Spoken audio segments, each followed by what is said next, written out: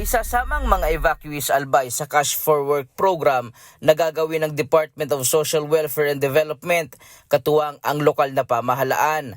Pangunahin na dito ang may mga naiwang hanap buhay sa loob ng 6-kilometer permanent danger zone. We will make sure na yung displaced livelihood mapalitan through Cash for Work. At kukunin na namin yung mga listahan sa mga LGUs natin. Kasama dito ang mga magsasaka na naapektuhan ng mga pagtatanim dahil nasa loob ng 6-kilometer permanent danger zone.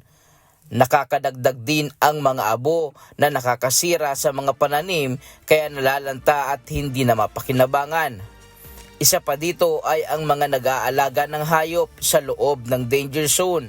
Bagamat na-rescue na ng lokal na pamahalaan ang ilan sa mga hayop, may mga naiwan pa rin sa loob. Yung ating Cash for Work, yan ang request ng ating mga mayors para talaga mapanatili natin yung ating mga kababayan na naghanap buhay, livelihood sa 6 kilometers. Samantala, pumanaw ang isang 43 anyos na babae mula sa Barangay Marirok, Sitio Nasigpit matapos mailikas sa Tabaco City dahil sa pag-aalboroto ng Bulkang Mayon.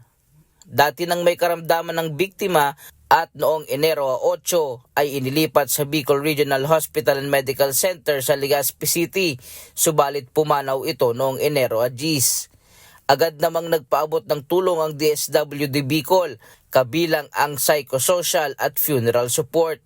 Samantala, 18 pa ang naitalang may sakit sa mga evacuation center sa Albay na patuloy na minomonitor ng DOH Bicol. Ryan Salatandol, humahataw sa balita ngayon.